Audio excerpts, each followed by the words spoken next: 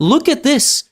Look at this. This is quite literally the example of getting bodied on a basketball court by the old man who shoots threes and plays lockdown defense. Okay? G5, G4.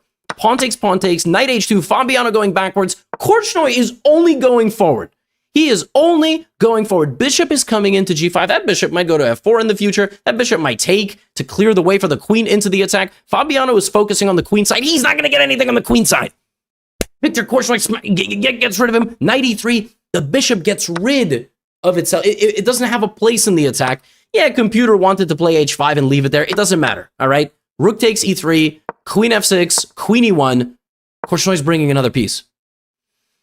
Here you start looking around, you start going, this bishop is great, but it attacks nothing. I mean, the king already sidestepped. The G file could be used by black to attack in the future. Maybe even go bishop E6 or take the bishop. And then you have the second pawn coming. Fabi tries to go for a little bit of counterplay.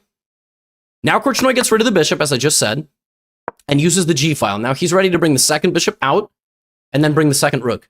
It's simply a game of can Fabiano Caruana hold on? Queen to G3. Queen to G3 is crazy. That is inviting the capture into the position, but probably Fabi thought, I can't lose on an open board. I mean, there's nothing left. There's no pawns. It's just queen, rooks, and bishops. I'm not going to lose on an open board. Or maybe you will. Because within a few moves, in the next 3 moves, rook G5, queen H6, rook G8.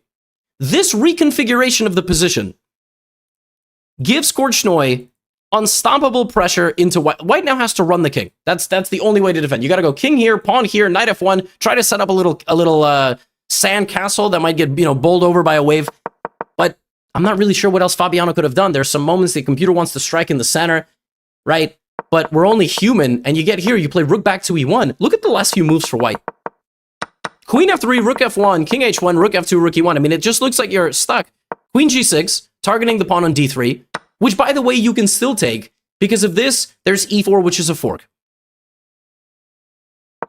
King runs now, but it's too late. The bishop gets screwed into the D3 square, another pawn collapses, and Korchnoi's like, hey, I might be 79. I could beat this dude up 2 pawns. I just beat him in an equal position. Rook G7. Now we get rid of the counterplay. Queen F6, rook F8. This is going to be checkmate in a few moves. Fabiano tries to at least defend his rook. Korchnoi is just still attacking on all sides of the board. Queen back to G7. And like I said, he just loves to play. He just loves to play. We'll keep the game going as long as you want. Oh, you got some counterplay. That looks nice. Bishop F1. Oh, queen to E5. And if you go king to G4, there are multiple ways to win, but none more ruthless than D4. The same 2 pawns that he used to take down Mikhail Tal in their game, the 2 center pawns, which ultimately walk down the board together. Bishop E2 is coming. If you try to defend only against bishop E2, you just get mated brutally.